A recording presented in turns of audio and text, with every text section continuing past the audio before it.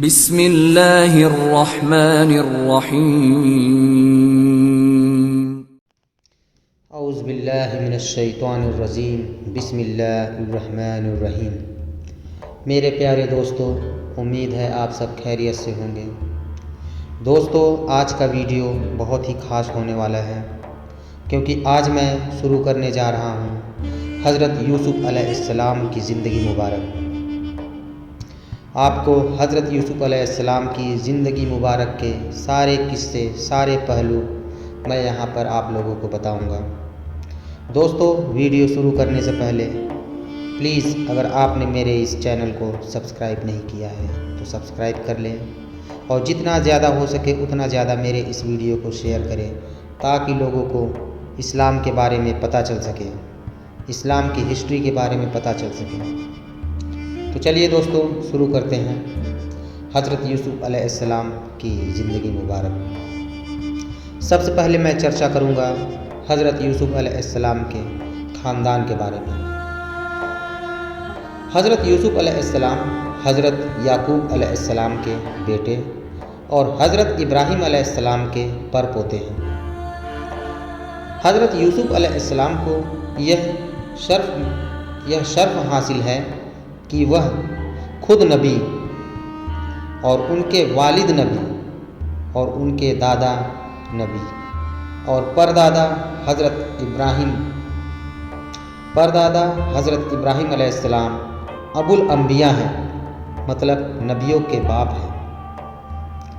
قرآن پاک میں ان کا ذکر 26 بار آیا ہے، اور ان کو یہ بھی فخر حاصل ہے کہ ان کے نام پر ایک سورہ یوسف قرآن میں موجود ہے، جو سبق اور نصیحت کا بے نظیر ذخیرہ ہے۔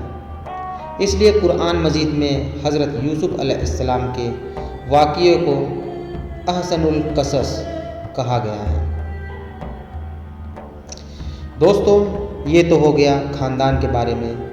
اب میں آپ لوگوں کو حضرت یوسف علیہ السلام کا خواب اور ان کے بھائیوں کے بارے میں بتاؤں گا۔ شروع زندگی سے ہی حضرت یوسف علیہ السلام کی شروعاتی زندگی سے ہی حضرت یوسف کی دماغی اور فطری استعداد دوسرے بھائیوں کے مقابلے بہت الگ تھی اور بہت ہی اچھا تھا۔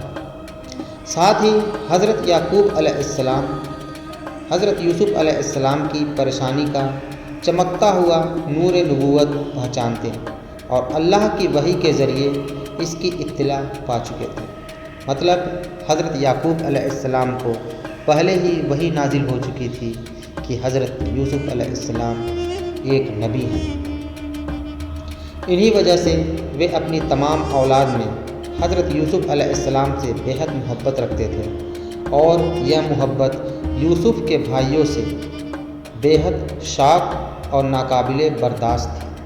مطلب اتنی زیادہ حضرت یعقوب علیہ السلام حضرت یوسف علیہ السلام سے محبت کرتے تھے کہ اور بھائی ان سے جلنے لگے، اور وہ ہر وقت اس فکر میں لگے رہتے تھے کہ یا تو حضرت یعقوب علیہ السلام کے دل سے اس محبت کو نکال ڈالیں، اور یا پھر حضرت یوسف علیہ السلام کو ہی اپنے راستے سے ہٹا دیں، تاکہ قصہ پاک ہو جائے، مطلب قصہ صاف ہو جائے۔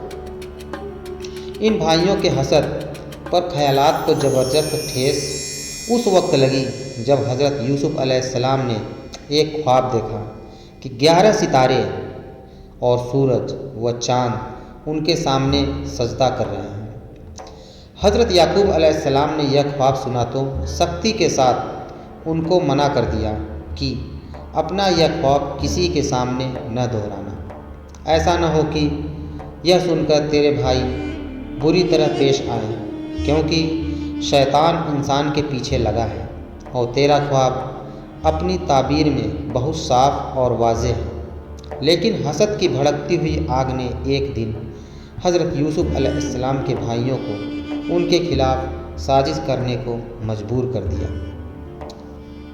قرآن شریف میں آیا ہے، ان میں سے ایک نے کہا، یوسف کو قتل نہ کرو، اور اس کو گمنام کنویں میں ڈال دو کہ کوئی اٹھا لے جائے اس کو کوئی مسافر، اگر تم کو کرنا ہی ہے۔ اس مشورے کے بعد سب جمع ہو کر حضرت یعقوب علیہ السلام کی خدمت میں حاضر ہوئے اور کہنے لگے، اے باپ، کیا بات ہے کہ تم کو یوسف کے بارے میں ہم پر اعتماد نہیں ہے، حالانکہ ہم اس کے خیر خواہ ہیں۔ حضرت یعقوب علیہ السلام سمجھ گئے کہ ان کے دلوں میں کھوٹ ہے۔ پھر عرض کیا گیا۔ یعقوب نے کہا، مجھے اس سے رنج اور دکھ پہنچتا ہے کہ تم اس کو اپنے ساتھ لے جاؤ، اور مجھے یہ ڈر ہے کہ اس کو بھیڑیا کھا جائے اور تم غافل رہو۔ یوسف کے بھائی نے یہ سن کر ایک زبان ہو کر کہا، اگر کھا گیا اس کو بھیڑیا جبکہ ہم سب طاقتور ہیں تو بے شک اس شکل میں تو ہم نے سب کچھ گنوا دیا۔ مطلب یہ ہے کہ حضرت یوسف علیہ السلام کے سبھی بھائیوں نے حضرت یعقوب علیہ السلام سے التجا کی کہ یوسف کو ان کے ساتھ بھیج دے۔ غرض حضرت یوسف علیہ السلام کے بھائی یوسف کو سیر کرانے کے بہانے لے گئے اور مشورے کے مطابق اس کو ایک ایسے کنویں میں ڈال دیا جس میں پانی نہ تھا اور مدت سے سوکھا پڑا ہوا تھا، اور واپسی میں اس کی قمیض کو کسی جانور کے خون میں تر کر کے روتے ہوئے حضرت یعقوب علیہ السلام کے پاس آئے اور کہنے لگے، اے باپ، اگرچہ ہم اپنی سچائی کا کتنا ہی یقین دلائیں مگر تم کو ہرگز یقین نہ آئے گا کہ ہم دوڑ میں ایک دوسرے سے آگے نکلنے میں لگے ہوئے تھے کہ اچانک یوسف کو بھیڑیا اٹھا کر لے گیا۔ حضرت یعقوب علیہ السلام نے یوسف کے لباس کو دیکھا تو خون سے لت پت تھا، مگر کسی ایک جگہ سے بھی پھٹا ہوا نہ تھا اور نہ چاک دامہ تھا۔ فوراً حقیقت بھاپ گئے، مگر بھڑکنے، تان و تکنیم کرنے اور نفرت و حقارت کا طریقہ بجائے پیغمبرانہ علم و فراست کے ساتھ یہ بتا دیا کہ حقیقت کی کوشش کے باوجود تم اسے چھپا نہ سکے۔ مطلب یہ ہے کہ حضرت یعقوب علیہ السلام کو پتہ چل گیا کپڑے دیکھ کر کہ یہ لوگ جھوٹ بول رہے ہیں، مگر پھر بھی ان کے سامنے ایسا کچھ ظاہر نہیں کیا کہ ان کو پتہ ہے۔ ادھر یہ باتیں ہو رہی تھی، ادھر حجازی اسماعیلیوں کا ایک قافلہ شام سے مصر کو جا رہا تھا۔ کنواں دیکھ کر انہوں نے پانی کے لیے ڈول ڈال یوسف کو دیکھ کر جوش سے شور مچایا، بشارت ہو ایک غلام ہاتھ آیا۔ مطلب ان کو پیاس لگی تھی اور وہ کنویں میں جا کر پانی تلاش کرنے لگے تو ان کو وہاں پر حضرت یوسف علیہ السلام ملے تو وہ خوش ہو کر بولنے لگے کہ ایک غلام ہاتھ آیا ہے۔ غرض اس طرح حضرت یوسف کو اسماعیلی تاجروں کے قافلے نے اپنا غلام بنا لیا اور تجارت کے مال کے ساتھ ان کو بھی مصر لے گئے اور بازار میں رواج کے مطابق بیچنے کے لیے پیش کر دیا۔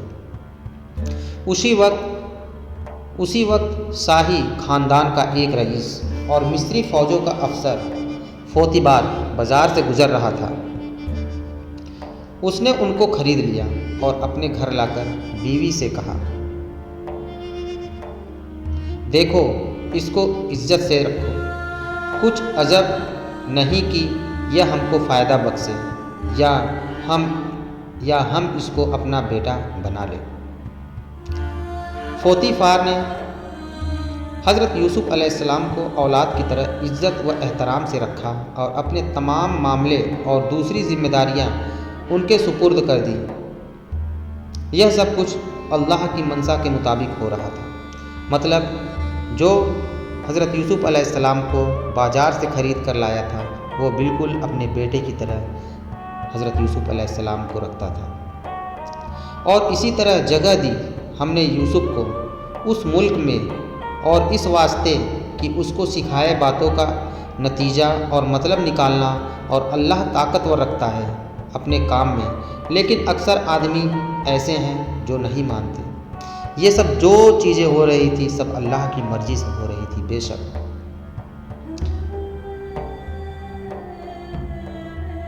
تو دوستو آج کے لیے بس اتنا ہی، انشاءاللہ حضرت یوسف علیہ السلام پر دوسرا ایپیسوڈ انشاءاللہ میں کل لے کر آؤں گا۔ تب تک کے لیے اپنا خیال رکھیں، اللہ حافظ، اور پلیز میرا یہ ویڈیو لائک اور سبسکرائب کرنا نہ بھولیں۔ اللہ حافظ۔